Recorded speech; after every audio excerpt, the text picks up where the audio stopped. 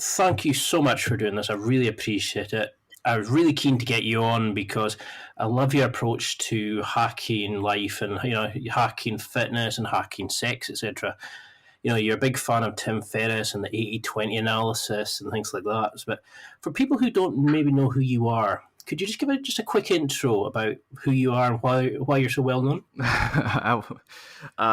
Is it difficult? Well known, but it's still so hard for me to get used to that because I grew up so insecure, and I'm probably the world's most unlikely sex educator and porn star. In fact, that I just shot a thing in London, and I joked that I'm their diversity hire, but I would just I grew up really not feeling that my sexuality is expressed, and being an Asian immigrant in America, like I feel like Asian male sexuality is so underrepresented.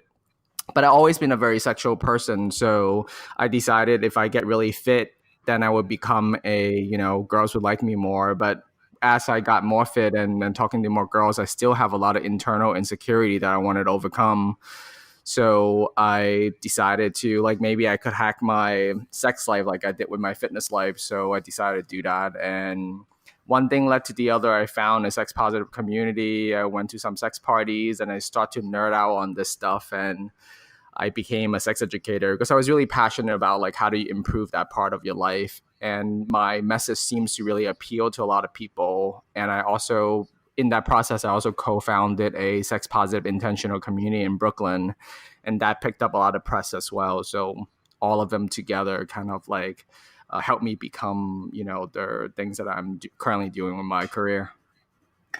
And so you've mentioned in another interview that you were initially kind of the analytical approach you have to getting into shape, and then you start getting interested in sort of sex, and you thought about looking at ways to hack it. Was this something that you just did for your own personal view, or did you always kind of think that there was a market, a business there? What kind of drew you into seeing this as a potential coaching ability? Well, when I was in the fitness industry, when someone has a fitness goal, they want to improve that part of their life, there's not stigmas that you go to the gym, hire a trainer, go to a spinning class, join CrossFit. Doesn't matter what people do.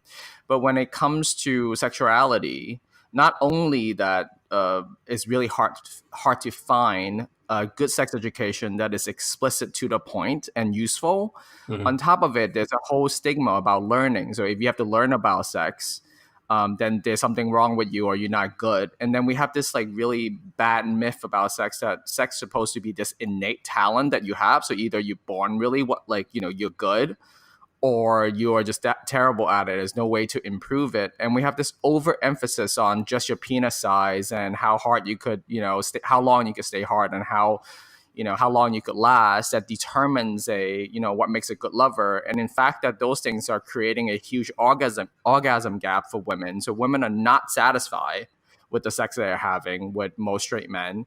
And yet we value the wrong thing. And then when I looked at when I want to improve my sex life at that time, I was like, this shit is terrible. I can't really find a lot of good stuff.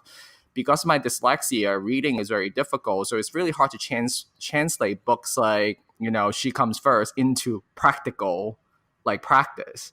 So I was trying to figure out how to deconstruct that into a learning modality that works for me.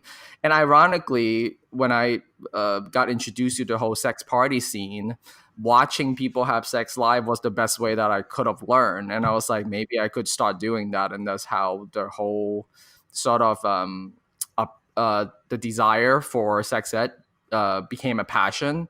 And then I got obsessive with how people acquire, sex skills, the way that I did for fitness.